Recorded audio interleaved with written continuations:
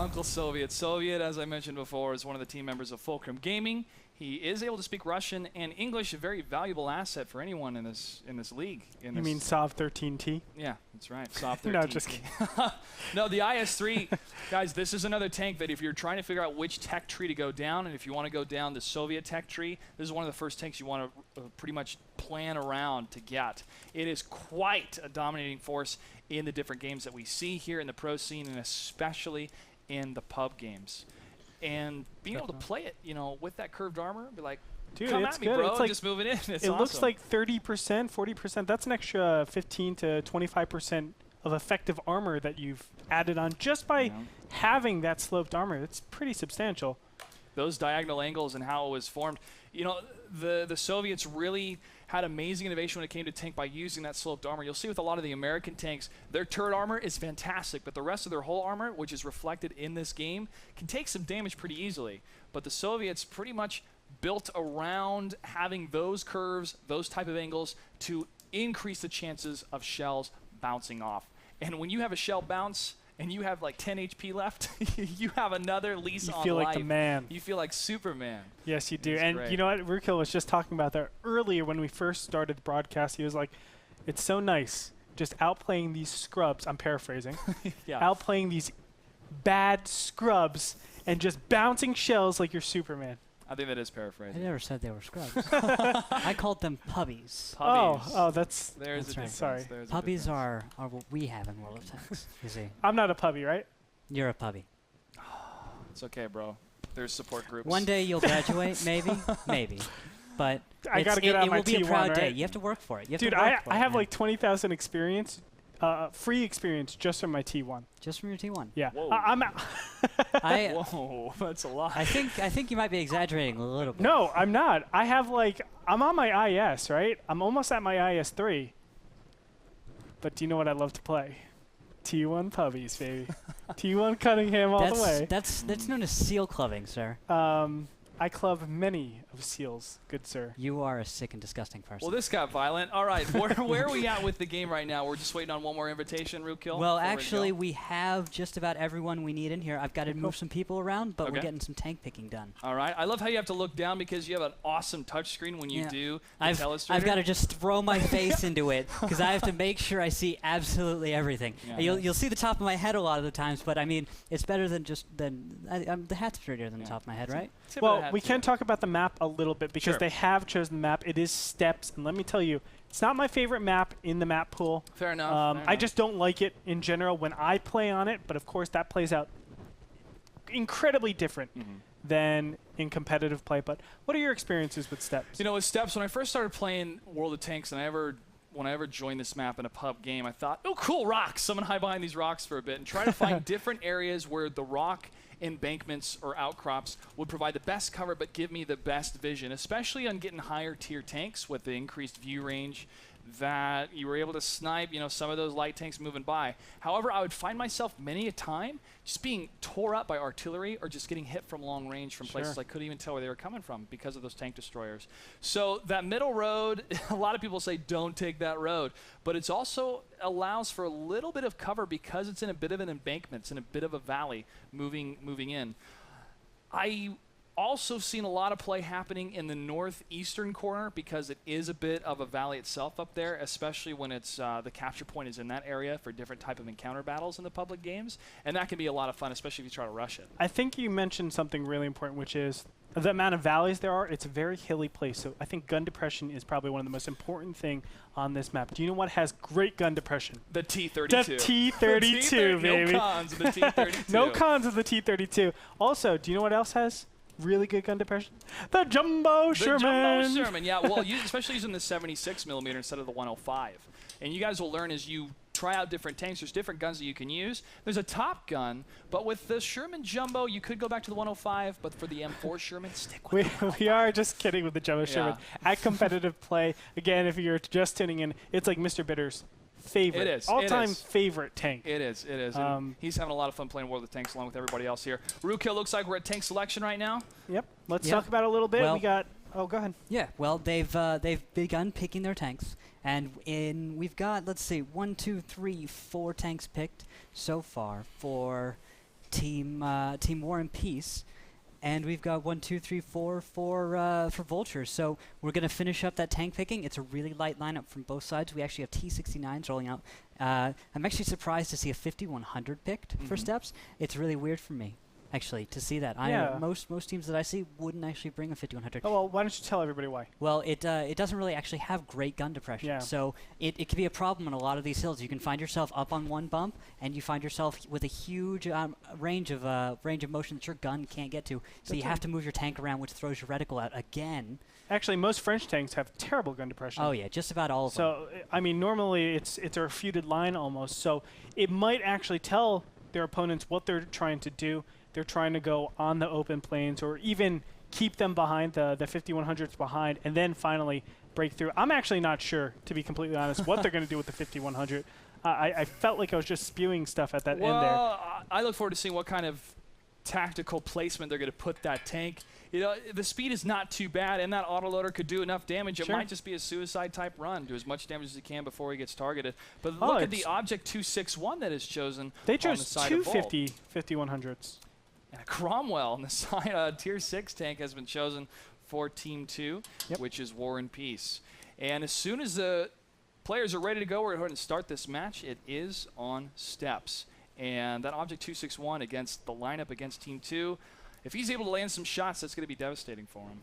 You know, I know we don't have like super pro level insight to this, but Not if yet. you have to, not yet. Not yet. Okay, We're give getting it a couple days. Let Rue work his magic, right? We keep rubbing his hat. Everything's going to be good. But right off the bat, I'm going to give the advantage over to War and Peace just because of the lineup. I like it a lot better. As we were talking about the Amex 5100s, the Object 261, it's okay, but I feel like the mobility that War and Peace has is just really, really good. And as you said, there are a lot of stones you can, rocks that you can. Stones unturned, rocks unturned. Rookhill, if we're ready to go, go ahead and start the match. There's a lot of hiding places on this map. Yeah. It is actually quite I big. have one little problem that I have to deal with. Oh, no! Yep, Right. we got one team, War and Peace. I don't think they quite read the rules. They're down one tank. They're only going to have 7 guys tonight. So they can only use. They're down. They have 6 guys now, which means they can only use 41 tier points. Yeah. Correct. Okay. Right. Well, they have 7 guys. They have 7 guys. 7 guys. So they get 41 points, but they're going to be down 1 point because they're down a guy. All right. Okay. All right. So they wanted to pick a Cromwell. The tier 6 tank. I can imagine it would have been good, but Well, that makes sense now. yeah. As you get that adjusted as the admin, Rookhill, appreciate you doing that. Let's talk about the WZ-132. Okay. Now, this is a tank you've played some, I've played some. There is some differences between the 131. When I first played it, I was really impressed with how it could practically turn circles around so many different tanks. Yeah. And again, another factor, another level to this game with the type of resources you have and the type of tank that you have is that traverse speed. How well can it turn, especially in different terrain?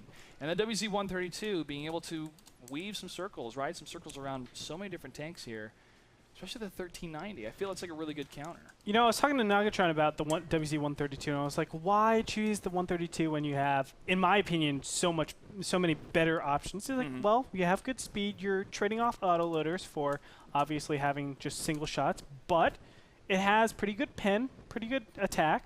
It's an all-around good tank.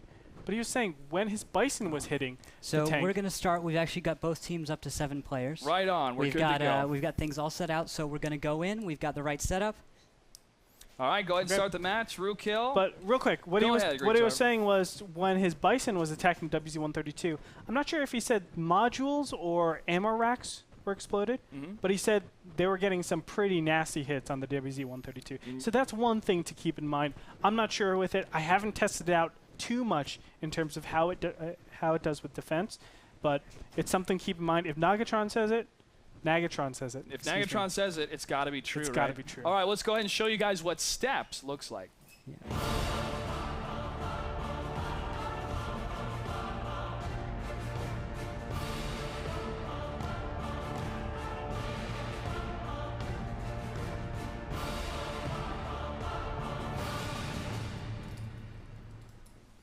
All right, here we go on Steps. We see both teams splitting up. I'm expecting some kind of split and teams to begin going onto the ridge lines of both of their bases. So I'm expecting that we'll see something along the lines of tanks coming out to here, except we actually already see a big move into both sides and a little bit of a scout run. So we should probably begin following these scouts to see if they engage. And here's one of the scouts right now, Blaze Zero. Quite a name, 115 hit points, that T1 Cunningham.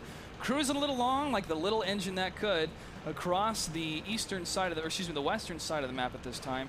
Now a couple of the other tanks for this team have actually moved up to the eastern side into that valley approach. If we'll take a look at where red is moving, they're moving that valley area as well. We'll probably see an engagement here pretty quickly. But Blaze Zero is just non-stop running along here, no encounter whatsoever, and he's going to hit this big rock quarry in this side, which provides a lot of really good cover right off the bat. But on the other side of the match, we actually had Death Warrior scouting out on the east, and we saw Petriel in his T69 move way up to a rock in about, let's E9. Wait, see, sorry, D9. He's out behind that rock, and actually Mythical is showing up, trying to take shots on Death Warmed Over. Well, it's a fight of two light tanks right now, a T2 light and a Tier 1 Cunningham.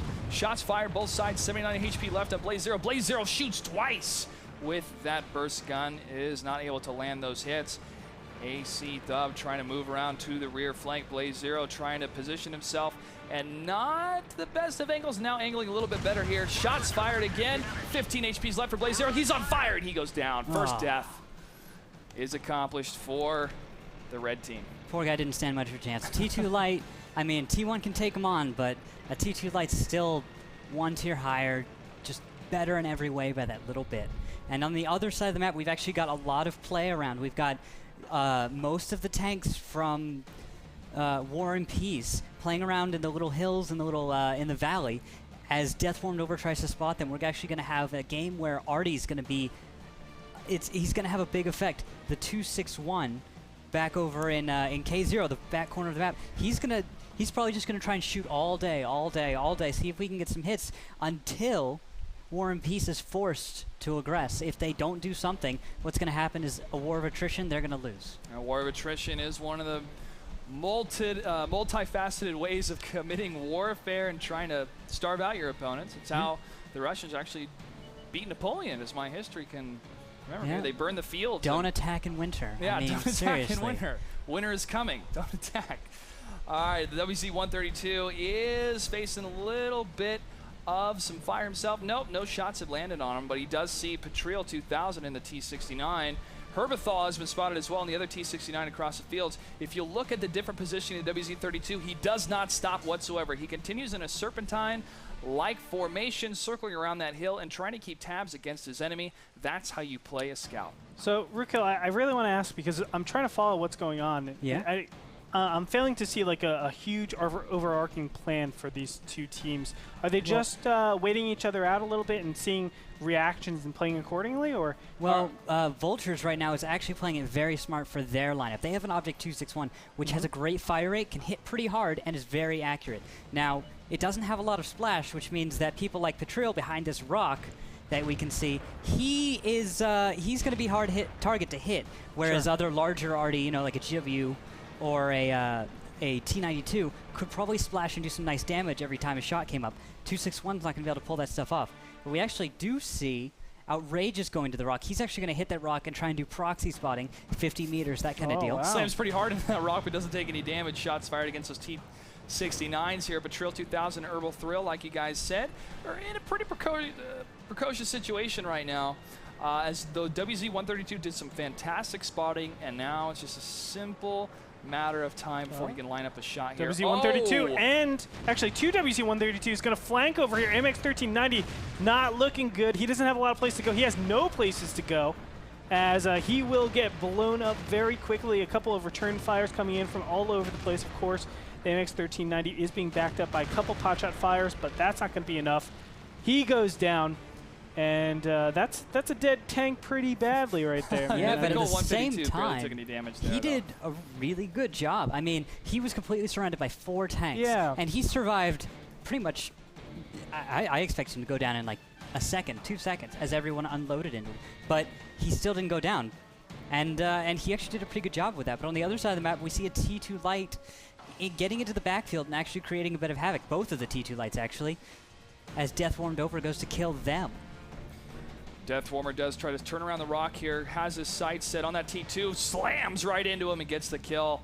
Chalk one up for Voltures. Deathworm does spot, or had spotted in the past, what was going on just past those rocks. He's going to play a little bit safe here, going a little bit down in the valley that is the road, and going to start. Yep, and now Mythical's going to to jump on Rox in the Object 261. He's going to go down fast, and Rox, wow, that's a really big hit. Jesus.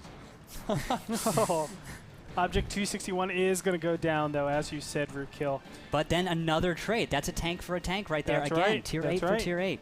So every loss, it's not as much of a gain for War and Peace as I would have thought. But at the same time, this match could go either way at this point. Deathworm Dover is engaging right now against Spirit AW, 153 HP against 679. WZ 132 gets the kill. Nice shot by Deathworm Dover. He's going to move over and try to reinforce the side of Vendetta 68 in the AMX 5100. This is a close matchup here, folks. It looks like the blue team's doing pretty well. Yeah, they might have it. Herbal Thrill is the only real damage dealer left on the team. I don't think he could do it. I mean, the 5100s with terrible gun depression, he might be able to get away with a lot of free damage there. But this T2 Light, he's also peeling away Deathwormed Over, but he gets tracked, he's down. He actually tracked himself going down that hill. Oh, yeah. He wasn't paying attention to his speed and wasn't driving safely enough. He got himself tracked, and that's what got him killed. He could have gotten away if he'd driven more safely. Dukes of Hazzard can be a lot of fun, but it can also get you killed. But even those T2 lights are so valuable against those AMXs, I mean, they can still do hull damage against them, so that's really important. Unfortunately, it's 1 versus 3. It's not looking good. As you said, he can line up shots and utilize his gun depression, but it's hard to utilize that against 3 different tanks. Yeah, Vendetta right now is waiting for Herbal Thrill, assuming he's over there. And at the same time, we've got the WZ Deathwormed Over going off to Cat. He's going to pressure. Herbal Thrill's going to have to return to base, or I don't. He doesn't really have any other choice. He has to return to base, or it's game over. Yeah. Well, one captured tank, or one tank on the capture point, 19%. It's a minute and 20 until he's able to capture. That leaves a minute left in the game.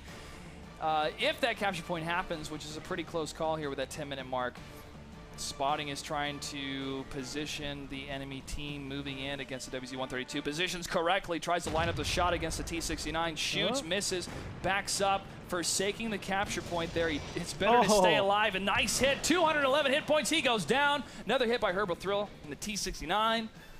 It is now a 2-on-1 matchup. Yes, yeah, that's exactly that. He was using that hull down, took advantage of it, and destroyed his enemy. It was really well played. Unfortunately, 25100s are going to try and split and catch him.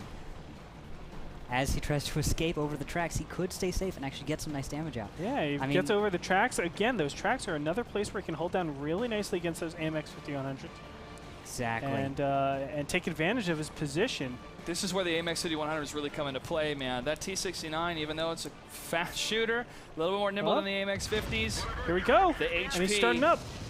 Vendetta taking some shots himself, 645 damage, takes the shot, misses. Oh, Herbal Thrills hit again. Wow. 2 misses. That's it right there. Those 2 misses did it.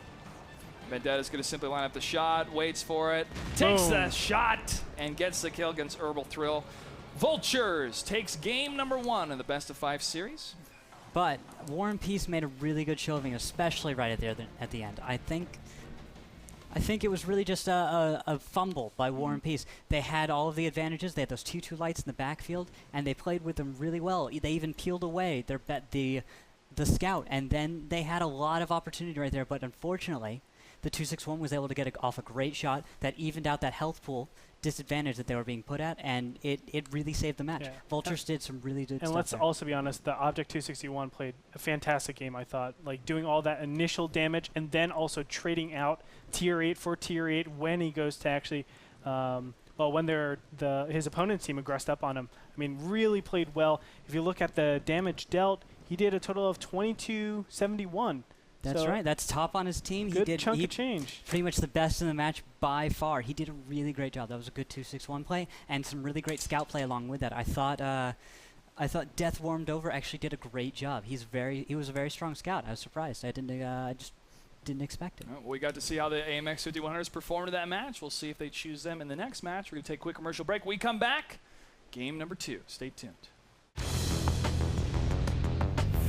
Welcome back. It's time for some more World of Tanks action in battle number 2 of match number 2 for tonight. We're only doing the qualifiers so far. A lot of people are watching this saying, wow, this is really impressive. It was really cool. Just wait till July 11th, man. That's when league play begins. But so far, I've been seeing a lot of great matches, some different types of picks, and some intriguing strategies of these different type of teams that have joined the qualifier. That's right. And already a great match 1. The first match Battle was 1. great. Well, match 1. And then now we're in match 2. Now we're in match 2. We're battle up. 2. We're into our second battle. Why am I like... I had a stroke, man. It is so hot in here right now. It is. It's pretty hot. We're in the desert. Second battle. It's going to be played on Runeberg. There we go. Okay. Got my bearings straight. All right. I love Runeberg. I'm just going to put it out there. It's my all-time favorite map. But again, we're going to talk about the village in the eastern side, the city in the western side, how the eastern side village is normally a point of contention in the beginning phase, and then it slowly trickles into the city. But of course, we've seen both teams go to the city before in the past. But still, I feel like a lot of it goes on the village. It's important to note there are a couple screenplays that you can do from each side coming from the city into the western side. So that's something important to know. I'm sure Rookhill will talk about that as we get into the game. But right now, we're just at the tank selections part. Yeah, waiting for the teams to confirm that they're ready to go. They'll go into the tank selection. Again, a reminder of how the format for this league works. It's 7x42. That means that each team gets 7 tanks. They cannot go higher than 8 tier points. There's actually 10 tier point tanks in the game, but 8 is the maximum for competitive play. And they have to vary the type of tanks that they have. You know, sometimes they'll have 5 tier 8s and 2 tier 1s, or they'll mix it up. And seeing the different types of compositions these teams choose is half the fun before the match even begins. Correct. And also watching different leagues such as Russia or Southeast Asia, Europe, and even Korea and the type of tanks they choose. One team I saw in the Korean league, they had a full KV5 push that they tried to win with, and it looked like they were going to do it, but in the end they were just too slow. And there were no togs, man. There were no togs indeed. It was not on this map. It was on a different map. I believe it was on Himmelsdorf, but it was quite a type of engagement, you know, and to see the different type of picks that they have. Also, to give you guys a season overview, right now we're in the qualifiers. Qualifiers number 1. 4 teams will make it through qualifiers number 1 at the end of the week. We have registration for qualifiers number 2 next week because we're going to be at E3. Make sure to check that out. Wargaming is going to have some amazing stuff that you guys definitely need to check out for yourselves online. And, of course, you follow us on Twitter. We'll give you guys some updates. And then after that, the qualifier number 2, 4 teams will make it then. July 11th is when league play begins, and that's 3 weeks of league matches, and that is going to be the 8-seeded teams and the 8 qualified teams head-to-head, the top 16. Finals for the season. Put this on your calendar. Save some money. You're going to want to buy a plane ticket. This happens August 17th and 18th. And this all is for a $100,000 prize pool at the finals. And guess what, gentlemen? This is only season 1. There's so much more amazing things coming out from Wargaming in the world of esports and also online. Make sure to check out World of Tanks at worldoftanks.com. Rookhill, you just keep us updated when they start choosing the different tanks here. I see one of the tanks that they have is the L tractor, which is funny because I call the TOG 2 the LOL tractor in pub games. The TOG 2 is the first premium tank I ever bought, and it was because it was on sale. And always, guys, check Wargaming's website because they have some great sales and some tanks that you definitely want to check out. But a friend of mine was like, "Yeah, you should check it out. It's a premium tank. You get a credit increase when you play it. It's a little bit slow, but it's got a lot of HP." So I go, "Okay." I started playing it. It was a boat. It moved as slow as a barge in the sand. However, on city maps, that's a fantastic tank to use. Yeah, definitely so. Also on the shipyard map, you can actually go into the water and you'll float the whole time. Try it, guys. Try it at home. You're such a troll. Don't do it. Don't do it. No, but it's cool to see the L tractor in play. Although I think the T1 is better. I think they're just keeping it as a placeholder until they choose the actual tank, which is what some of the players do to hide the picks that they have. Okay. But the amount of tanks that are actually in this game is astonishing. And for each of the different nations and the historical context that each of these tanks have, not every tank actually saw combat in the World Wars, not just World War II, but World War I, the Korean War. The AMX were used all the way up into the 1980s. And to learn the history of each of these different takes, you can go on the wiki, which is wiki.com, worldoftanks.com that gives so much historical information that we'll be talking about in different segments here that we do. So if there's one thing that we do well, it's segments, man, for sure. Definitely so. Anyway, let's go into it because there are a couple tanks picked. We have 2 IS-3s already being picked. Now, IS-3s, we were talking about that before, a lot better outside of the open field. It kind of tells us they're going into that city in the western side. On the other side, we also have an IS-3 picked up and two T1s. So obviously the T1s are very standard, but again, the IS-3 having a little city presence. You can still use it in the village over in the eastern side. I mean, you can. You can in some field maps, and this is my personal opinion. I'm still learning the game, but I feel that the IS-3 is a type of attack tank you want to be on the front lines. So for more open type maps, I don't think we're going to see here in the pro scene. But if you're playing it yourself in the public games, you want to get to the front of the battle as soon as possible. Yeah. And you're able to absorb those shots. And if you understand the angling type mechanics in the game, you're going to have such a fun time with the IS-3. Yeah. How I see the IS-3 is, you know, you're not getting that auto loader that has the really good burst damage, so you need some sort of cover. It has high spike damage though for a shot. It does. But you need that cover to back behind if you're up against another auto loaders, because you kind of negate that auto loading advantage, I would say, that you would normally have if you're going up one-on-one. So the IS-3, go into that city, you know, shoot out, duck behind cover. You can also do that, of course, at the Eastern Village. On top of that, it doesn't have like fantastic speed as opposed to other tanks, T69, etc. So I feel like but it is good enough to get to the front correct, lines, though, yes, it is. It is. So that's where I kind of fit it in. But Rukil, actually, I could probably use you since you might be a little bit better than all of us combined at the offices. Maybe. Well, it's IS-3. funny. So, What's funny, real quick, when I bought the T-34 premium tank, he goes, no, you should get the IS-6. And I said, I can't transfer my crews from America into a Russian tank. I'm going to go with the T-34. And he goes, okay. But I was saying maybe you should try something different, you know, it's my broaden your horizons. It's my but next one, you're just like, all right, I'm going to go America, freedom tanks. I like to spread freedom across the battlefield. There's nothing wrong with that. Clutch, you do whatever you want. I can do whatever I want. See? Okay, you can do that. All right. You live in a very free country. I do. America. Anyways, tell us more about the IS-3. What are your thoughts on it? It's a great tank. I mean, that pike nose is incredibly strong. The Shuka, as they say in Russian. The Shuka, exactly, you know. And there's some really cool tricks with it. Even though it's got kind of a weaker turret next to the T-32, it can still do really well and hull down. And if a player that really knows how to use the IS-3 can do some really cool stuff with the armor. I mean, the sides armor can be used in ways where if you can get some really nice wide angles. People will be deceived into shooting your sides, and they're gonna bounce. I mean, side armor in that IS-3, and you can turn yourself around, put yourself into a corner, and where no one can shoot your back, and you can actually make it so that pike nose isn't going to be exposed when you're fighting around corners and such. It's a bit of reverse angling. Some people call it side scraping, but I really hate it. It's called reverse angling, people. The only reason why I call it side scraping is because you told me that you hate it. I told you that it was called that initially, and then you started using it, and you said, no, don't use that. And I said, oh, okay. And then he's like, oh, they're going to cap fast. I was like, you mean fast cap? And he hated that too. It goes either way, yeah. But of course, we're just trolling him. You know, for those of you that don't know, Ricochet is a really important part of learning the game of World of Tanks. Now, Ricochet happens when you're attacking an armor on an angle, and there's actually an exponential growth based on the angle that you're shooting at it. If you're shooting at plus 70 degrees, it's going to most likely ricochet off of that tank.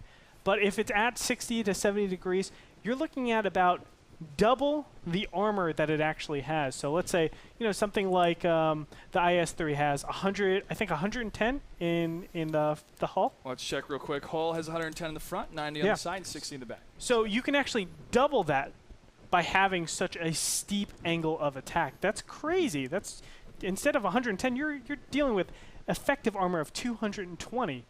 So obviously you're going to bounce or ricochet or at least take not a lot of damage, especially with RNG that works. Of course, piercing, penetration isn't always the same.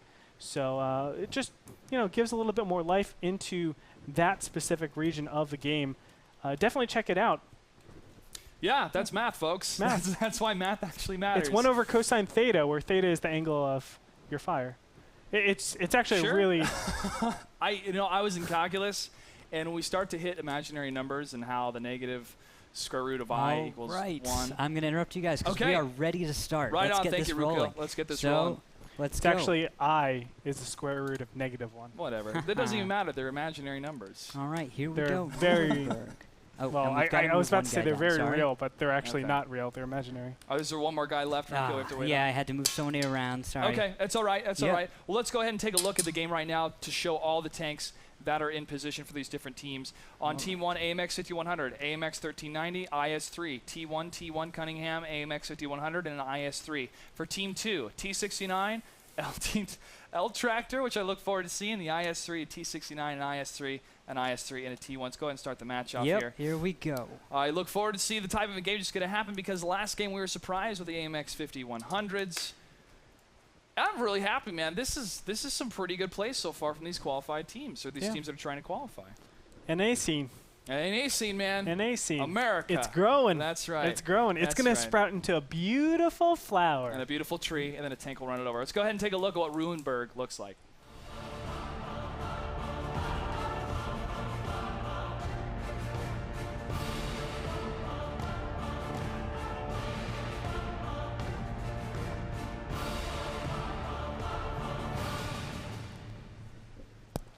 We actually want to show you guys steps because it's such a pretty map. Yep. But we're actually on Ruinberg. Rukill, go ahead and take it Got away you to different guys. positions. All right, so I saw some pings right at the start from North team, which really indicated what they were going to do. I had one ping back where I circled on the top left here of the screen.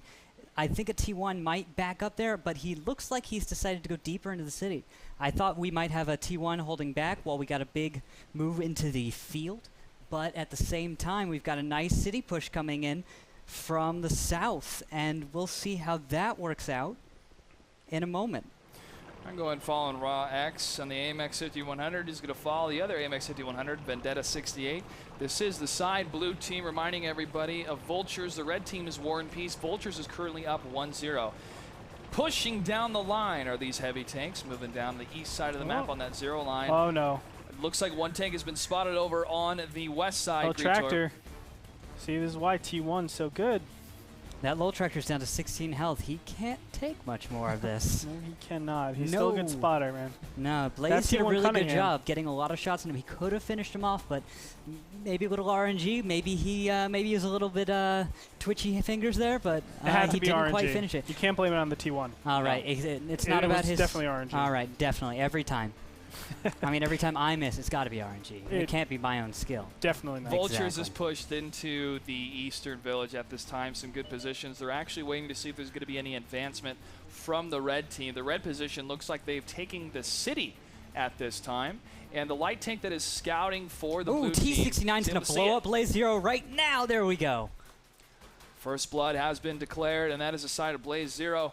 So the red team, War and Peace, does take the advantage, taking down one of those scouts. Some of you may be thinking, that's just a T1. Every tank matters in this game. This is World of Tanks. This is a 7x42 type format for competition. This is esports, so everything matters in these games. Especially on this map, I feel like entry is one of the most important parts. Of course, the city. There's so many different places to entry, and if you're slightly out of position and you have 5 tanks shooting on 4 tanks, that's a big, big, gigantic difference. We do have the AMX 1390 coming up from behind. It's going to meet up with 2 T69s. This is pretty outrageous play. Yeah, but we do have Mythical Oh, and a wow. T1 Yeah, way Mythical, I out was of about to mention position. him. He's going to get collapsed on in a second. I suspect the IS3s are going to try and hold their shots and just ram him. Or wait, maybe they'll just push him into John, who will get him in a T1. He looks like he's coming back out towards the road. He Or does. back towards the base. Never mind. IS3's pinpointing the shot, evaporates. Send a letter to his family. That is game over for that light little tank. It is Yeah. now tied up. Tanks that are still left alive because only one T1 has gone down on each side. Well, actually, we've got... Oh, wow, Torvald is he still alive? No. Looks Ah. like 2 more tanks have been spotted on the side of blue. IS3 is just around the corner, peeking here. Shots being fired back towards that area, but they're going to bug out. They're going to move back towards the city area. Blue is moving into a position to cap the red point. Oh, Nice shots on the IS-3 again. Oh, hits. Ripper 54 takes a huge hit to his tank.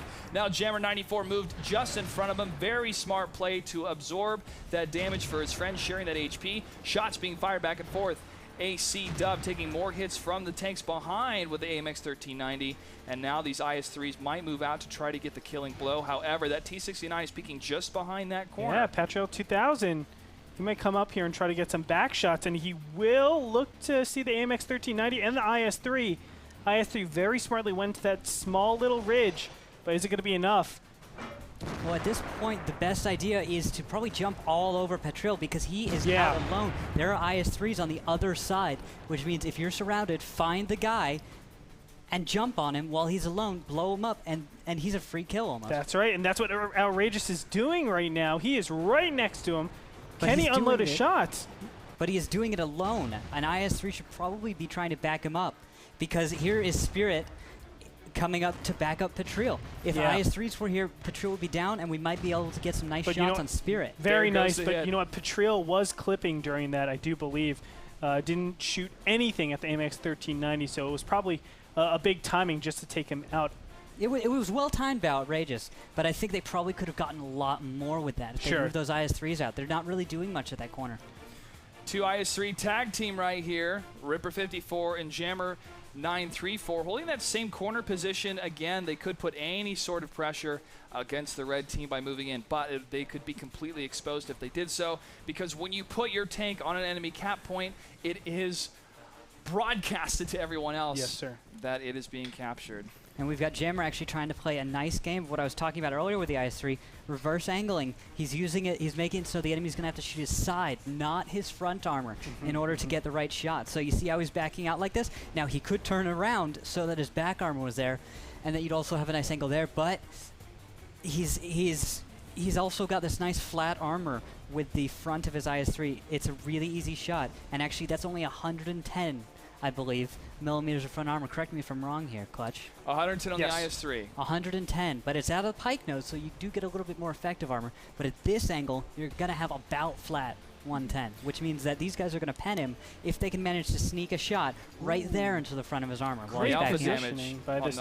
Go ahead, Greetorp. John is taking church positioning over here. And he will get taken out. Really unfortunate, but this is what I was probably expecting here. AMX 1390 coming in from behind. They are going to swarm. We have an IS-3 by Jammer and Ripper coming up. Oh, he goes down. Nice shot. Wow. Voltures is in a hurting position. The HP left on Ripper 54 is not good on his IS-3. However, if he is able to land those shots, I was going to try to mention earlier, the alpha damage on the IS-3s, 390 HP. That's something you don't want to go head-to-head against. But these 2 IS-3s, Ripper and Jammer 94, Ripper taking a bit of the frontal position here to try to absorb any shots since he has more HP. This is very crucial. Now the blue team is moving in to get that capture point. It is Reds.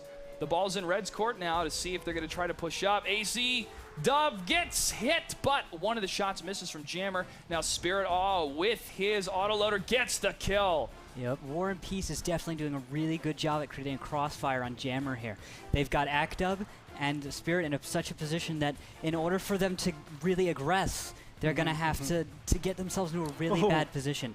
And nice as you can see, they're holding up here, and they're going to start losing a lot of health. Absolutely. Herbal Thrill is going to really put the point across as he approaches up here, takes out a big chunk of damage on Jammer 934. From the left, Herbal Thrill is in a prime position to mop up what is left of Team Blue.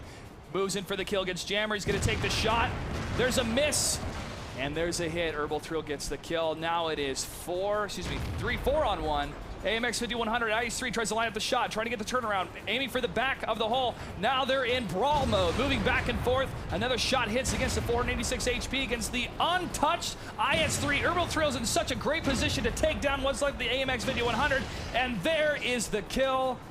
Incredible turnaround from War and Peace in that match. Indeed, and a wonderful play by that IS-3, and I feel like some 5100 play could have been a lot stronger. I mean, we saw a lot of misses and bounces against IS-3s, but we also saw some really nice play out of some IS-3s. We saw some hold down from, what was that? That was Actub? Yeah, Actub actually played a really nice hold down IS-3, and that was really, really effective. You saw numerous shots just hitting dirt, going over, bouncing off of his turret. A few penned, but he played his tank really strong and made himself a very small target, which really helped because those 5100s missed so many shots. How do you think Vulture could have executed that last attack a little bit better? Because they had the T1 and the AMX. Was it a 1500 or the 1390? I think it was the 1390 come up from inside of the city. Yeah. Should they have all come from inside the city, or was their play correct? Definitely. I think more tanks should have gone back through the city, and there they probably could have had a more a greater effect and a better approach. Approaching from the outside of the cap, like what was it? That was War and Peace. The way they did was probably not the strongest move. They probably could have gone back through the city, come back at a safer route, and left some tanks out there, but not all of of their meat out there who had to cross that open field. It's still anybody's game. It's still anybody's game here. It's tied 1-1. We're going to be right back, folks. Get a drink of water because it's been so exciting for us here. And we're going to return with battle number 3 for match number 2 of World of Tanks. Don't go anywhere. I'm ready. He's ready. Rookill's ready. The players are ready. Let's go ahead and start the match. This is going to be battle number 3 of match number 2 tonight for the first qualifiers of Season 1 of the Wargaming.net League North America. Vultures versus War and Peace on the map that is Himmelsdorf. Yep, Himmelsdorf. I'm looking forward to this one. I think I got a feeling. I know. I want to see something cool. And I'm thinking they might show me something. You want to see something cool? You want to see something cool? I want to see something cool. Let's see what Himmelsdorf looks like in this cool map intro.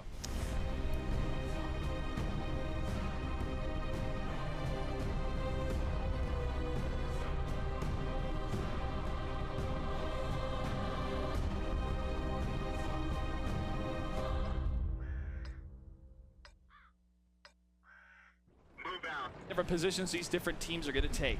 Exactly. All right. So right now we've actually got what I saw some pings. So I'm thinking we're going to see some movement towards the hill, and I saw a few other pings. I'm feeling like maybe we're going to have. I think that was for the T1s. We're going to see a T1 up to the hill and a T1 to watch that 8 line. Now, remember seeing that earlier. That's a really tough place to try and pass through. In the meantime, we've got a west movement for the rest of these heavies. They're going to group up over here and watch down these lanes. And these heavies are going to watch the across the open here. Whilst at the same time, we're actually going to have a rush right down the 8 line. So we need to get right to that. There we are. Rush indeed. IS-3 moving in here. T-32 and IS-6 and an IS-3. Herbal Thrill will spot things out, and we're going to have our first engagement very fast. You can see. Vendetta 68 crosses the line of doom there. No shots really land except on Jared. Wow. And they're going to find that tractor. He's going to go down quickly. Bam! It shoots through the entire tank and lands on the other side of the building. Nothing left, folks. And you can already see War and Peace were not ready for this blitz. A lot of tanks isolated all the way on the western side, not able to punish for pushing the west side so fast. I'm really surprised today. We're seeing a lot of aggressive strats, and they're working out in the favor of a lot of these aggressive teams. We're actually seeing this. I'm giving this right now to Outrageous and his guys. They are doing a great job. They're going to be able to surround Herbal Thrill and Actub, and we're going to see possibly a move in. All on the western flank. The L Tractor is able to move up. Did not see any enemy movement, so they know on the western side that things are pretty clear. And now some shots fired against the T-69. Tractor has a little bit of a bite. I don't think he was able to land anything, but it made the T-69s think twice. Betrayal in 2000 and Spirit AW are bugging out of there as they try to get the surround. Another blue tank goes down. Vendetta 68 is going to be completely surrounded in the IS-3. This is not good for Vendetta. But this is actually the perfect move. I mean, Herbal, Royal, and Actub went around that corner. They realized they were surrounded, and they made the right move. And they nuked the tank just like that. That was the right move. It was very well executed. Now Spirit and Betrayal should be moving in. And they should be cleaning up. This should go in their favor now. Mythical, Spirit, and their guys, they've all turned this around. This has been a really good job on their part. They could still bring it out though. So this could go either way. Shot and killed though. IS-3 and T-69 Spirit and Royal Reserve are now going to get the surround on Outrageous. S9, AC Dub, and the IS-3 barely has been hit. IS-6 taking some more damage. Outrageous getting lined up. Misses the shot, though, against the T69, but Oh, trail beautiful. 2000. Spirit Wow. blocks for Patrial.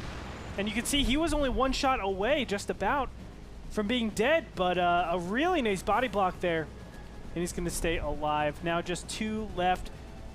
And I would think that if they were T1 Cunninghams, maybe they would have a chance. But You're funny, buddy. There's only one. Yeah. The IS-3 is going. He sees his prey like a lion to the gazelle. Completely destroyed. And now only one blue left. He's trying to escape as fast as he can. He's not able to. He is dead. And that's the match. War and Peace takes it.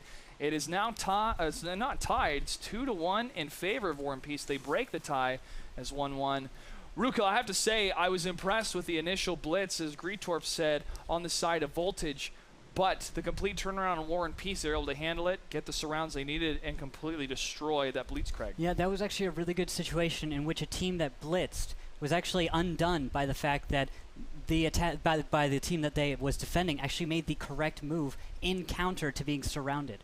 When they were surrounded, they made the perfect move and they broke out, jumped on one team, and destroyed that group, and then were able to turn around as the other tanks came in and take them on. They were able to break their enemy up and divide and conquer. It was perfect. It was great. That's one thing. When you blitz, you're entering territory of already set up positions. Yeah. So they could be coming from anywhere. Obviously, if you're split up the slightest bit, you can be instantly isolated and taken out. Really well done. Yeah, possibly we could have seen a little bit faster move on that blitz. We could have jumped on some other tanks, and there could have been, and that could have really pushed it in. But a little bit of hesitation and a little bit of they lost the element surprise there, which allowed War and Peace to really take that one back. I mean, it was great. All right, well, the match is not over yet. That was only Battle 3. War and Peace is up 2-1. However, it's still anybody's game. We're going to take a quick break. We come back. It's going to be Battle number 4. Stay tuned.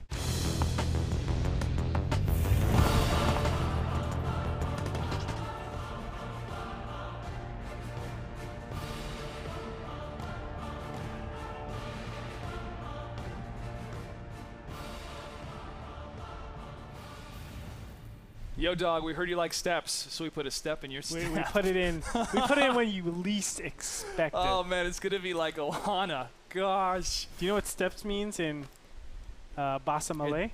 What?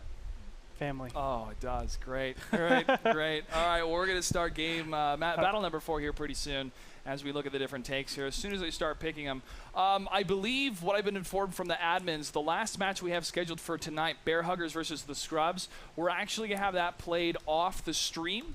Because on the East Coast, it could get kind of late for these players. Yeah. We still have River of Blood versus Trunk Monkey scheduled after this. So we apologize that we can't have that game broadcasted to you, but the results will be posted in the brackets after they were reported. And we thank Bear Huggers and the Scrubs for their patience, and I look forward to see who's going to be the victor between that match. This is round of 256 and 128 today. 128 and 64 today. Oh, I'm sorry. Yeah. You're right. 128 and 64. Tomorrow will be round of 32. And round of 16.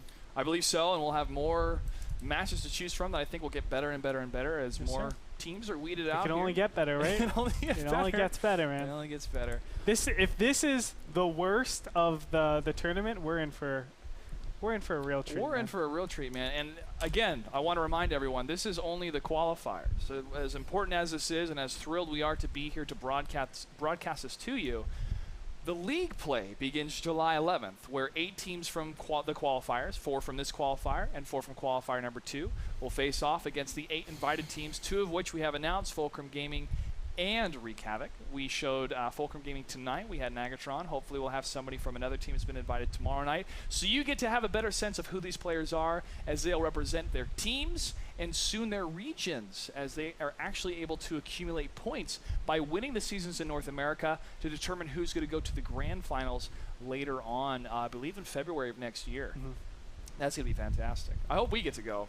Absolutely. That'd be great. That'd be great. Anyway, we are going to step into game number 4 right now. 2-1 up in favor of War and Peace. And the map is... Prokhorka. Thank you. You know, I bet Soviet's watching and he's thinking, no, Clutch, it's Prokhorka. And to me, it kind of sounds the same, but how you pronounce it is important. I take it very, I take it personally, how to pronounce things correctly. I speak 2 languages, English and Spanish, I mean, I'm Two and a half. 2.5. I'm learning Korean right Yeah. now, so after this, I have to choose either between Chinese and Russian. I would go with Chinese. Yeah.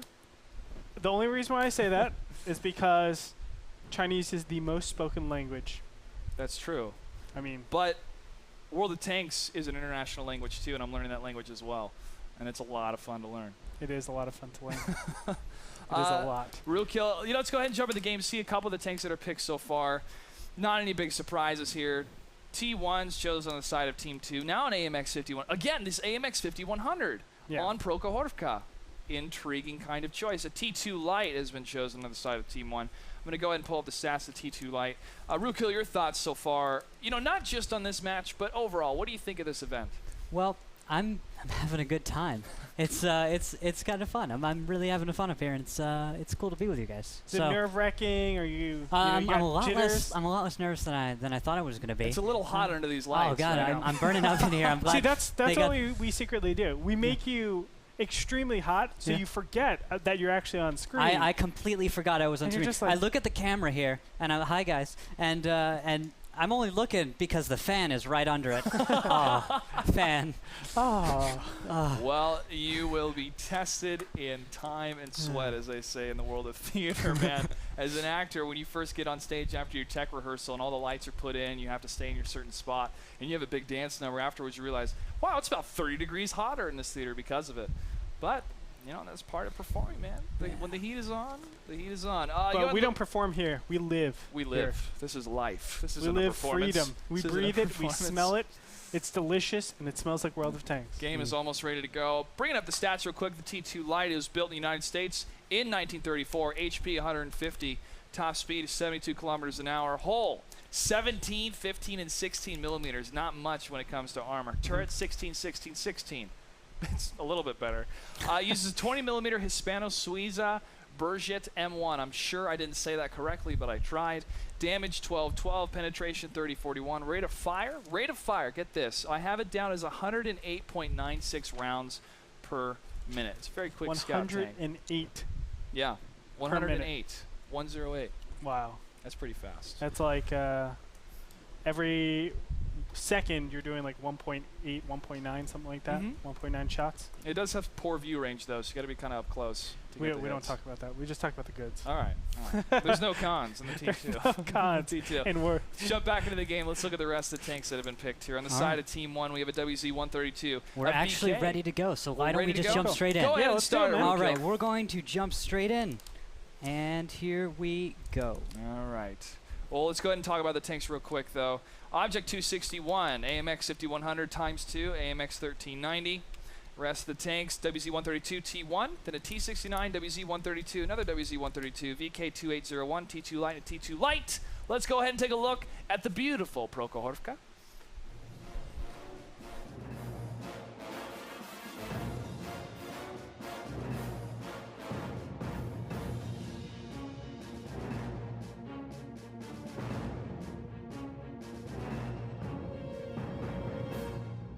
last time we saw Prokhorovka, we had an artillery. This time, not so much. Actually, Well, actually, Oh, one yes, we team's did. bringing a Object 261. Object Excuse 261, me. man. Oh, yeah. You can't miss that. It's huge.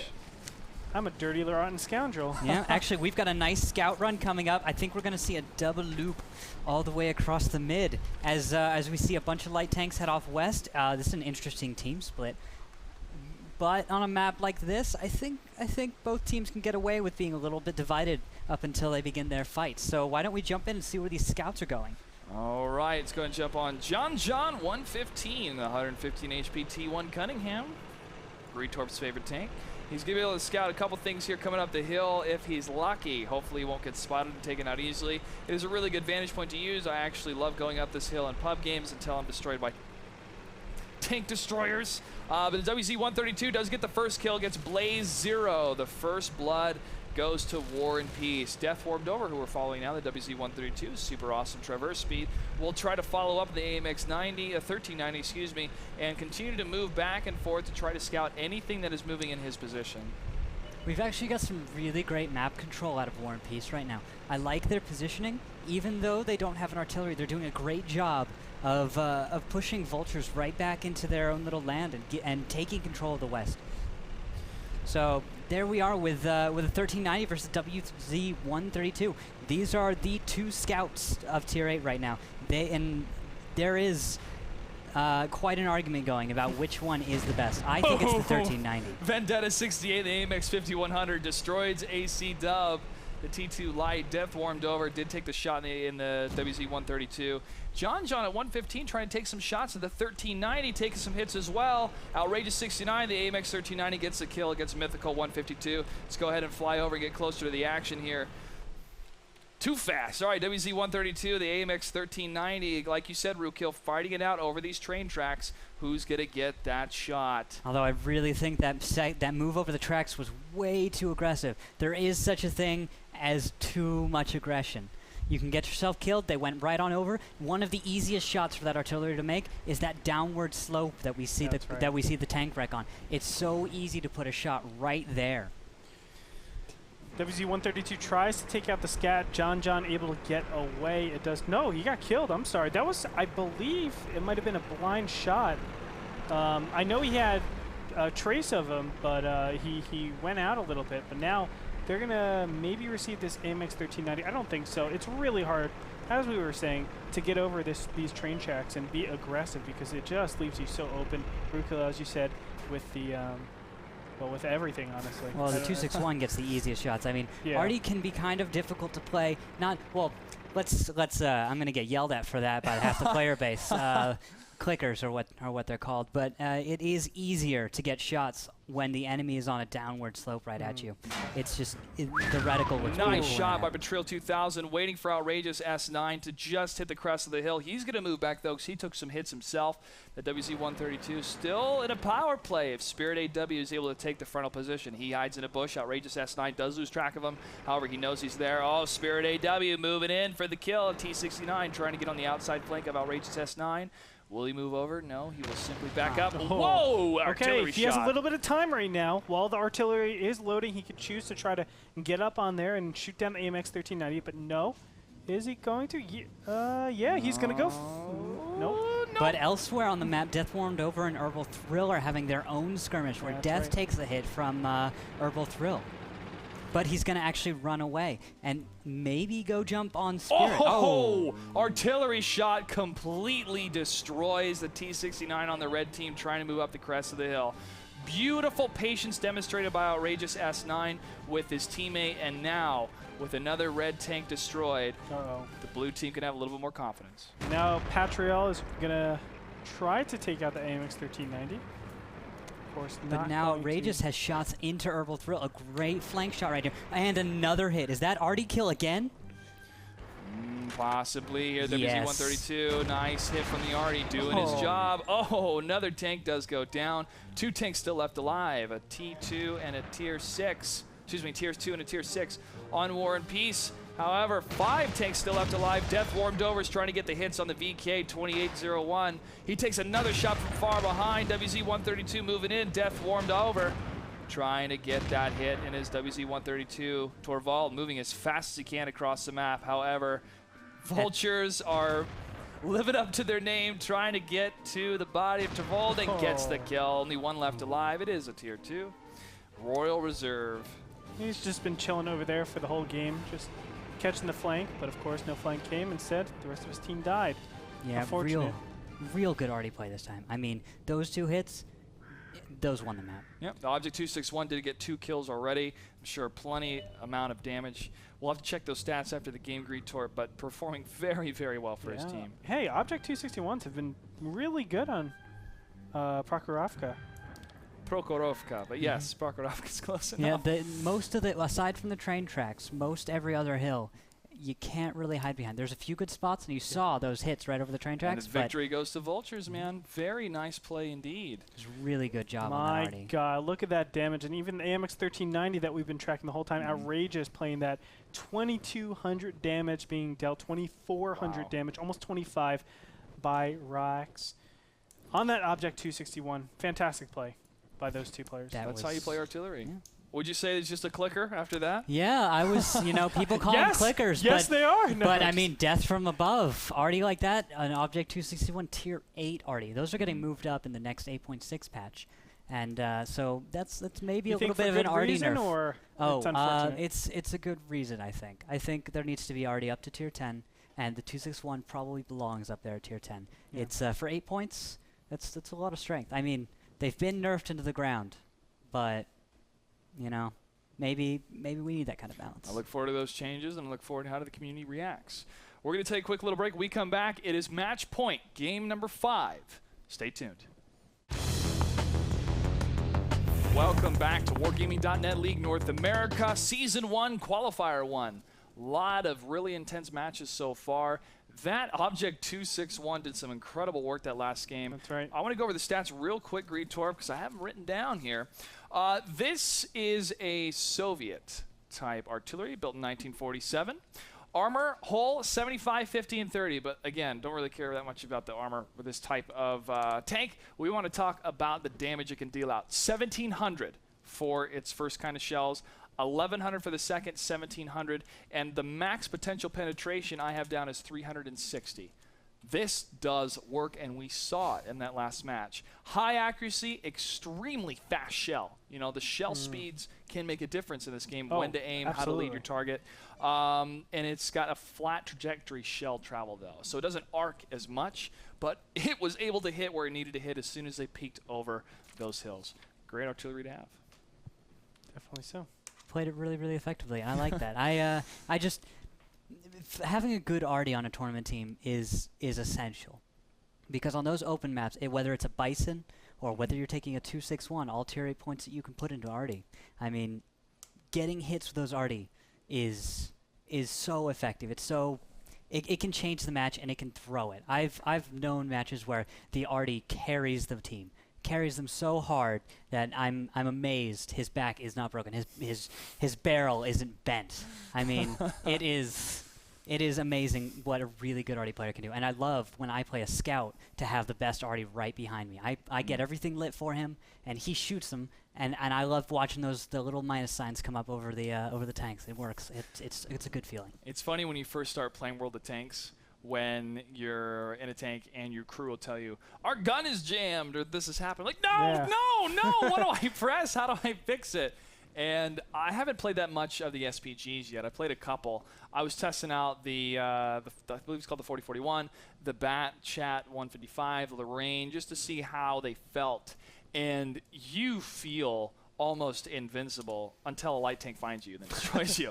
You know, but that Or your whole team dies. or your whole team dies. Yeah, of course. that's the worst. You know, the satellite type mode of how they aim to be able to see over the terrain and lock in the different positions. It's a different type of experience compared to playing any other type tank, and it's really another level of gameplay. That's you know, another thing that arties really have an advantage of is seeing top down and also seeing if anything is broken, That's including true. fences, trees, houses. It gives you some sort of idea where your opponents are going. So immediately, if you know where you want to place your arty, you go on cruise control, you put it, directly over there, and then you just scout around the map, seeing, okay, where are my opponents, where are knockdown stuff, how can I adjust my opponent's army and tell them, or how can I adjust our army and tell them where to go or where they can be. And in TeamSpeak, a valuable tool to use, or any type of chat program to tell your team, hey, guess what? Trees are going down in E5.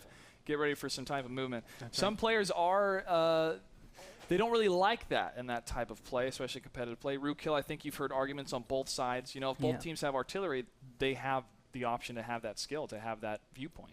Yeah, it's having arty is nice because you can see every part of the map, and you can get a lot of intelligence out of that. Some people, and now I'm saying it's not a majority of the player base, but a very loud minority who hates AKA arty. Reddit. Yeah, a large part of them Reddit.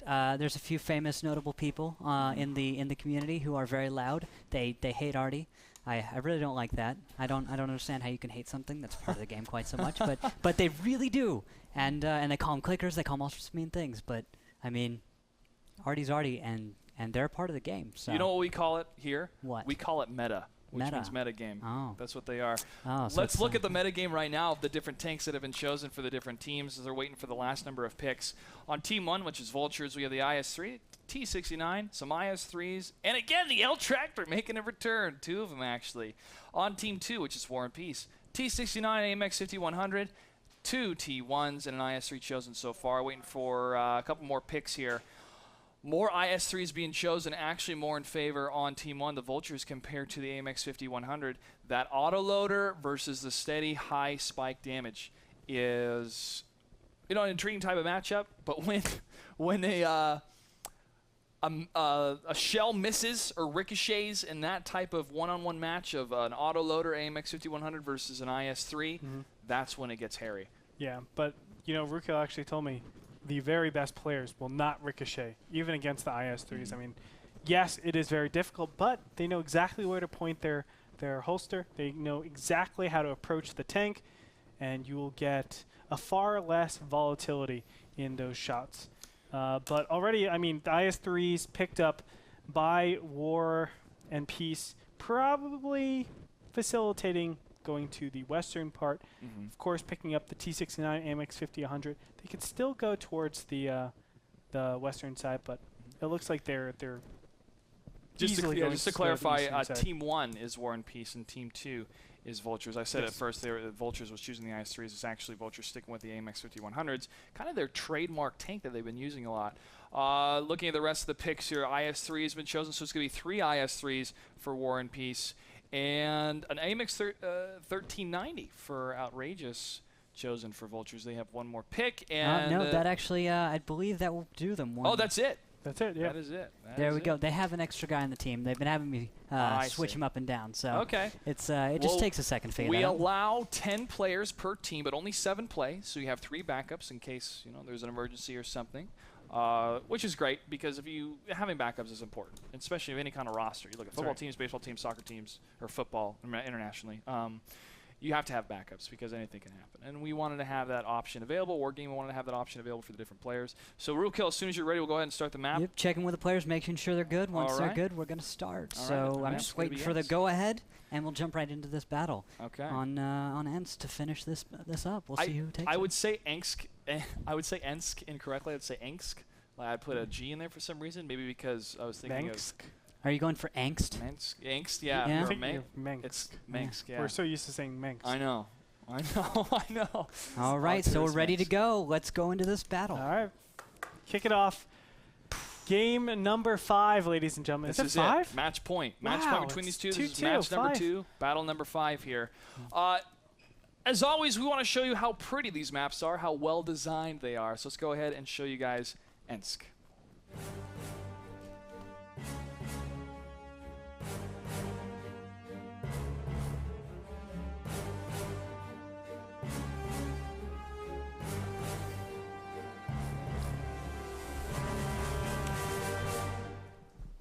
All right, so I'm going to show you guys a little bit more about the map like I've shown you before. This map is divided into 2 parts. We've got a line that I can draw right down the middle, split it east and west. Looks like we've got a west side movement for the north, and for the south, it looks like, I'm guessing they're going to go to the other side. We're going to see another map where teams are going to have to play that flip-floppy game Ring again. around the rosy. Oh, ring around the whole map. But we actually, I'm liking this this north setup. It's really nice. So why don't we see what the T1 in the south is actually looking at? I want to see what he's looking at. If he's going to spot, and I think that is tanks up.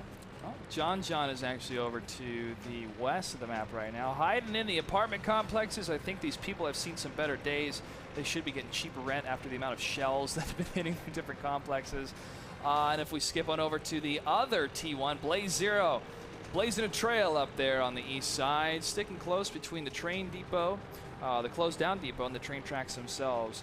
Nothing has been scouted yet, it looks like. He's hesitating, trying to check the corners, make sure he's going to be safe when he goes around. There's most likely, every time you go around on either side of this map, you're going to find a T1 somewhere. Generally, both teams will split their T1s up, put them on opposite sides of the map, at the very least as a tripwire. So that he's probably going to die, but at least you know where the enemy is when they do that. Bit of diagonal positioning, it looks like right now, kind of a mirror positioning here. The red team, War and Peace, spread out a little bit more than the blue team. The 2 T1s, however, up to the the eastern corner by one of them is still behind. Not just the T1s, the light tanks. Rageous S9, let's go ahead and find his position here. He is one of the AMX 1390s in the map, and he is cruising along the north side. He does spot the L tractor. This will be an easy kill for him. Yep, just he has to watch out that someone's not covering the lull tractor, and we're going to see a good hit for like maybe 390, 400. Whoa, he something. missed! Outrageous Oh. S9 missed! Oh! There we go, and that's actually what I was going to talk about some other time. 1390 I considered a very difficult tank to play because it gets such an outrageous reticle. You get these huge shots that go way off target, so a good player has to let their shots, they have to let them settle, and they have to know what shots they can waste and what shots they have to hold. You cannot Oh. get overconfident in this game whatsoever, because exactly. a missed shell like that and an auto loader, that is not good at all. Blaze Oh, yeah. Zero is going to be taken out, though, by Spirit. So a little bit of And that's a trade some right there. equality. Yeah. But yeah, the MX 1390, I can't believe that. That view range spotting a T69 out like It's that. okay. He's like, Oh. sorry guys, it's late. We've had a lot of matches. I'm sorry I missed, but they were able to get the kill. One death on each side at this moment. Mythical 152 and Blaze Zero, both the T1 Cunninghams are down. But you know, as you were saying before, it could be because he was just a little bit apprehensive that someone was covering that L tractor. So he was just trying to get the fire off. He was like, yeah, I'm probably going to get the shot. And of course he didn't. Mythical, focus the L vertical. tractor, But not that's the why you T1 let it is settle, there for it, because sorry. if you waste that shot, there's a huge opportunity Yeah, missed. exactly. It's just important to approach the situation right. He could have actually swept in to the point where his reticle would have been, no matter how big, his gun would have been sticking into the tank. Ooh, and shots gotten that fired. drive by. Rex almost hit here.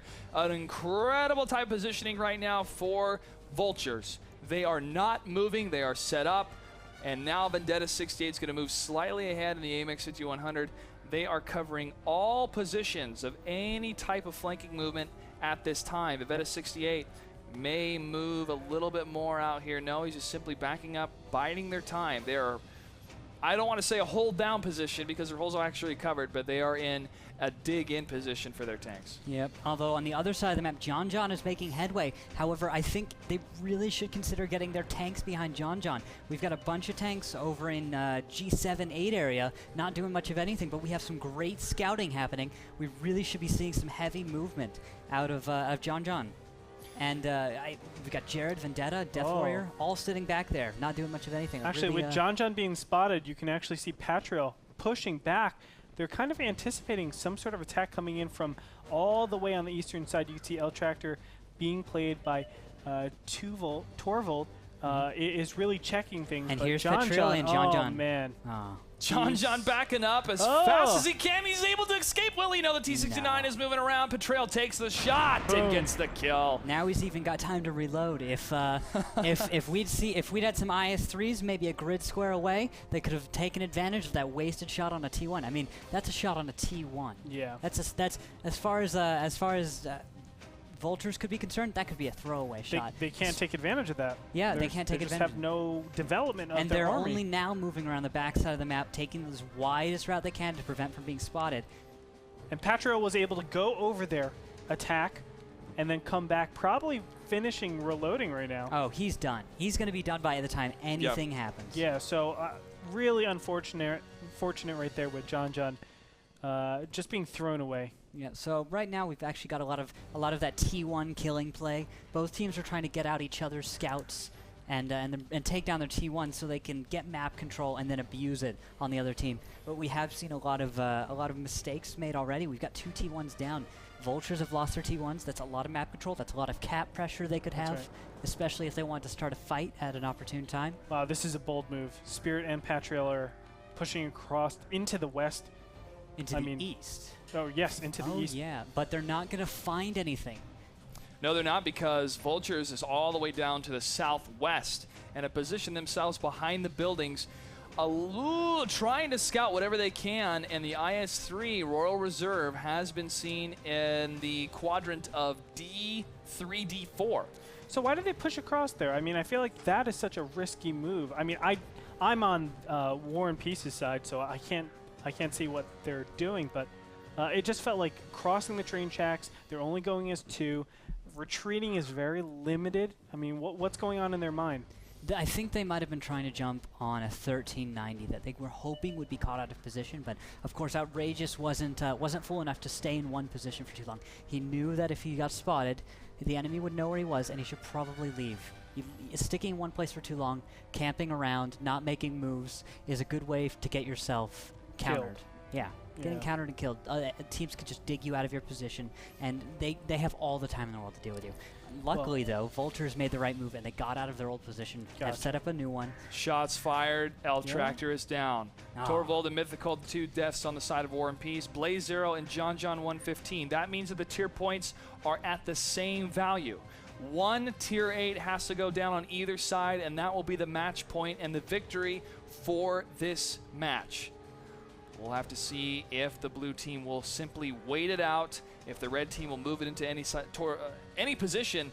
If War and Peace does go all the way to the east side, they could maybe move in towards the flag capture, but Vultures could simply fall back, find them in a very opportune time for Vultures, get some clean shots in, and take the victory. Both teams playing cautious here because they know they will be eliminated if they lose this battle. Yep, 2 minutes and 20 seconds left. I can't believe how time flies, man. I had not expected to be at 2 minutes left in a match like this. Although I really had hoped that we'd see more of an engagement. But when teams pick opposite sides of the map like this, it's a real problem on ends. You can't. There's no easy way to cross at the middle of the map, and teams are split up into lanes with very solid walls separating them. So we lost a few minutes there. There's some tier 1s gone down, but that's to be expected with that kind of movement. It might be that both these teams are going to wait it out here. It will end in a draw if the minute and 46 seconds does go down to 0. Yeah, well, it does make a lot of sense, though. I mean, there's a lot of AMX 50-100s, actually 2 AMX 50-100s over there, so just let it go down a little bit and then maybe try to attack their opponents since they can't reload it directly after that. At this point, I'm pretty sure we're going to go they completely need to a draw. to attack. Although I'd like to see some kind of movement. This is kind of the point in a game at which I would say, you know what, guys, let's take what's left of the match. Let's try and grab 8 points. We'll play it safe, but we still need to make moves. I mean, there's not enough time for the enemy to really do a cap fast. We know where they aren't, which is, well, only a quarter of the map, really.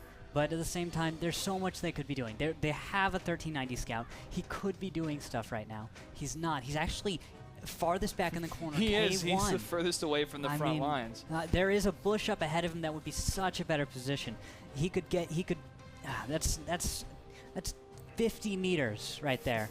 That's 75 meters that he could have of spotting range. I mean, he wouldn't spot any of them, but that's more space. Sure. You want to try and find better positions. He could have been more efficient with his scouting, and I really think he should be moving out, but he isn't, and it bothers me. Well, 30 seconds left, now 27. It's going to go down to a draw, folks, but that's okay. It means that we will replay the same map. They can have a different type of tank composition with their picks, but there needs to be a victor declared here. And sometimes if an engagement doesn't go your way, there's no reason to throw it if it can end in a draw. 9 seconds left on the clock. No movement's going to happen for both the teams. They realize it's going to be a draw here, and we'll set up that next game as soon as we can, folks, to continue this match, to continue this series, to give you guys a victor of who's going to move in from the round of 128 to the round of 64. Rookhill, you were not hesitant at all to express your discontent. Yeah, you can say discontent, disappointment, but these players, the pressure's on. I mean, this is the most professional league in North America. You can't fault them for wanting to win. We're going to take a quick little break. We come back. We're going to have the re-up of this match for you guys. Don't go anywhere. The obvious can always be the most effective when it works, but also when you want to surprise your team or your team's opponents or your opponents. It's getting late. When you want to surprise people, when you go for the not obvious, it's quite a challenge to try to fix that. You know, with the Object 261, how well it's doing in artillery. With the AMX 5100s we've seen played for Voltage, Vultures, excuse me. I really like to see the type of surprises these different teams have in the qualifiers. That's right. And that's right. And the matches begin. Let's go ahead and jump into it, ladies and gentlemen. Raw X and Vendetta 68, so we're going to follow first here in the AMX 50s. I don't think there's any changes. There was one change. Actually, John 115 decided to go for a Bison. Artillery has been chosen on this map. All right. Strong Bison setup. We're going to expect a lot of East control out of that. So what they'll try and do there is I'm expecting a nice East push. And followed up maybe with a little play, and then they'll use the Bison to soften their enemy up. But what's happening on the other side of Well, we'll go ahead and take a look at what Greetorp's able to see on his side of the map. It looks like they're spreading out. Different positions there. One is staying behind, and a couple IS-3s taking more defensive positions rather than aggressive. No, a couple are moving into some better positions, it looks like. Yeah, they don't want to completely rush the west side because obviously you don't want to take unnecessary damage just from pot shots going recklessly up there. But, I mean, they have pretty good west control for sure. I mean, as soon as you see that Bison out there, chances are 95% of the time they're going over to the east. So I think they're pretty safe in moving up. They're just positioning and playing super comprehensive, making sure they don't lose any unnecessary HP. Vultures, not Voltage, apologize about before, but Vultures are taking that same defensive position in the G8 area as it did in the last game. That T29 has been chosen by Blaze Zero. That is an intriguing choice, the T29. Well, it's the same 105 that you can get on a T32, but one tier lower. I mean, there's a little bit less health, and it is a bigger profile, but it's still a really good tank. And a good player, you know, a good player could bring a T29 play just as well as a T32. And That's we know right. the T32 is fantastic. That's right. No cons playing the T32. No cons. And if you do research everything for the T29, a lot of those will go over to the T32.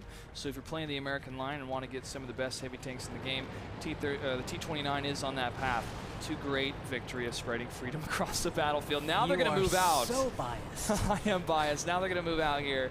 IS-3, AMX-50s are taking the lead. AMX-50's taking the lead now. IS-3 moving slightly behind. T29 a little bit faster than the IS-3 in this movement here. And they are going to push, it looks like, against the enemy position on the east. If they've taken the west, L-Tractor staying behind. He's able to scout the movement. Outrageous SN. There's S9 a good gets the kill. first shot that time. First shot right on target. Just there you go. He let his shot settle this time. He made it count. And equalizes yet again, and it's the same person. Spirit's gonna do it. That Lol Tractor, Death Warmed Over, is really being, he's too aggressive. His team is Yeah, not I in position agree. to support him when he gets all that far up. His team's all the way back across the tracks, not even in position to cover him, and he's getting spotted and pushed out. Yeah, like that. John 115 was the amazing scout last time that was hanging out in the center west region. And man, if there was another John 115 clone right now, this would be the game that he needs him, because he's playing the Bison right now. If he had great spotters, he would be raining hell on these tanks. Well, he was doing all right out there, but it's hard to judge with a T1 like that. I mean, he was really in not a good spot, out alone, without support. All alone, forever alone. Forever You blow alone, up, life's T1. over. You know, a good way to think about Nice this would- shot, however. Sorry to Wow. interrupt there. AMX 5100 from long range tells Patril 2000, go back to your home. Get back to your cat box. And T69 he pulling out does. there. And he does. He does, goes he back to listens. his houses, back to his little suburb over there. You know, one thing to note about having the Bison out, you only need about like two or three shots to make it worthwhile. Remember, it's only one tier point that you're giving up, maybe a little bit more than that, but you're only giving up one tier point. So how much damage are you really doing, more or less, by choosing that T29 over the T32? Well, and that's what you have to really ask yourself. Effectively, they haven't given up any damage because no one's shooting anyone else. Yes. So Yeah. it But really doesn't matter. Through the course of the game, Yeah. of course, that's what I'm talking about. Yeah. I mean, through the whole 15 minutes that we're seeing her, you know, it matters for that Bison to really lock on and get some HP removed. Yeah, So although they really need to be more aggressive on top of this Bison, because the Bison can't carry them to victory. He can only Correct, soften correct. the enemies. He doesn't have enough ammo to kill them all. I mean, if he did, Bisons would be spammed. They Like nobody's business. like bees. Like bees. Bees and Oprah. Outrageous S9 Bees with a and all. great tactical position behind that bush. He does spot Patril 2000 as he slowly moves around the lumber mill here, knowing that the blue team, Vultures, is in a prime position to put pressure against their cap point here. Yeah. To tell you the truth, I've been on War and Peace's side for a while, and I haven't been able to spot anybody. There hasn't been any spots for quite a So long time. They know nothing. They know nothing. They don't even know the 1390s there? They don't know the 1390s. there. Wow, so they're only guessing. And They're we don't see any correct. of their tanks moving to the south to see if there's any type of opening or back scout to see if there's any push from War and Peace on the west side. I hope it's not another standstill here, but again, both teams playing very, very cautiously. But take notes of all the positioning, right? Yeah. This is incredible. Rue, break it down a little bit. What's going on with these two teams? Let me draw pretty pictures for you. All right, so we've actually got a nice map control. I'll detail it here about this quarter of the map, and then about let's go with another section of the map for Voltures. It's a nice even split, but there's this huge unused portion of the map, which actually we have a T1 moving down now, who I'm expecting to go around into the K line and then start moving around into the backfield. He'll probably go towards cap, and if we can get some cap pressure, maybe we can get a nice screen out of War and Peace. They'll run past the cap, take up positions on the east side of it, and maybe they can get a cap out of this and salvage this really long we haven't really gotten anything out of Well, this it looks like map. War and Peace, seeing the T1 moving down, seeing that scout moving down. Torvald is actually not a T1. Let me bring him up here real quick. He is the L tractor, and there is nothing for Voltures to stop any sort of capping movement, cap pressure. But we could almost say the same thing if they leave no one behind. However, they are. They're leaving one heavy tank behind to try to put any pressure against the cap. And now Blue base is under attack. Two tanks are under the capture point with 42 seconds left until they cap. Blue has got to move and make a move quickly if they're going to be able to secure a victory. 36 seconds, 34, 33, 21 with 3+, 19 seconds left to go. Blaze Zero, the T29, trying to move as quickly as he can. The blue team is in some serious trouble. 13 seconds left on the clock. Nice shot, however, is hit. Oh, that was so close. That could have been the cap fast they needed to win it, but still 24 seconds left, and it looks like there is a reverse cap going on. But still, it's not enough time. 17 seconds, 16 seconds left. Outrageous is going to come down here with his AMX 1390, try to reset the cap. And Blaze Zero looks like he's rearing it up too. Outrageous S9 gets the hit, 44% down, captures on 3 both sides. However, shots are being exchanged on both sides of the map. Ooh, the AMX 13 does go down, but did he do his job? Blaze Zero on the T29 gets Blaze the Zero hit. gets it. He's trying to turn it around. Now another shot is hit against the red team. Remember that they have that Bison raining some damage that's able to reset the cap every single time. So you can see there's enough margin to win here. 5 seconds until cap. Be it. This is it. This could be it. 5 seconds left to go. They're able to do it. They need to hold it. They need to hold it. Oh, They reset no, it. they got it at the last second. It has been reset down to 83%, 86, 87, +3 on both sides, 46%. Blaze Zero trying to move into the T29. 100% is it. Can he hold it? Red the red base base is captured. Vultures are able to do it. An amazing play and a Wow. turnaround to get the match point. Vultures will be moving on into the qualifier. Unbelievable. Unreal. I need to look back on that. That was sickness.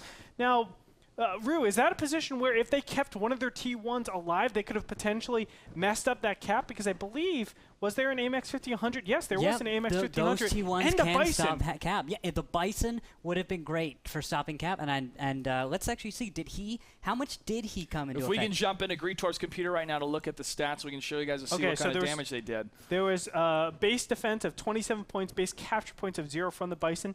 The 50-100 had 31, though. 31 capture points. So if that T1, any of the T1s were alive, they would have easily reset that.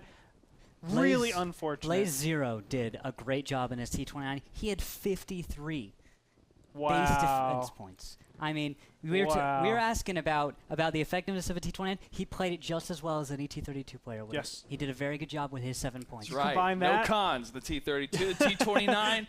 It's a good tank to have, too. You sacrifice that 1 tier point. It is a higher profile. It does carry more ammunition, but quite an impressive play. Congratulations goes out to Vultures for this map here. If we go ahead and take a look at the replay right now, look at the amazing technology that is esports, the shots that are fired. Blaze Zero moving in to try to hold down the position he's in and do any sort of damage he can to get that cap point reset. Whenever you do damage to an enemy tank in your base being captured, it resets those points to what they were accumulating. So if you have 3 tanks there and you hit one of them, it'll reset those 1 tank's points that were there. Very, very impressive. And they were suiciding, basically. I mean, who reasonably says, oh, I'm going to go 2 versus 4 and and that's pretty good. But they were able to reset consistently, give time for them to obviously defend their base while capturing their opponents. Man, flag caps are so exciting sometimes. It is very exciting. We're going to take a quick break because the last match of tonight is already underway. We're going to jump into the next game after they're complete. So stay tuned, ladies and gentlemen. We have more World of Tanks action coming at you.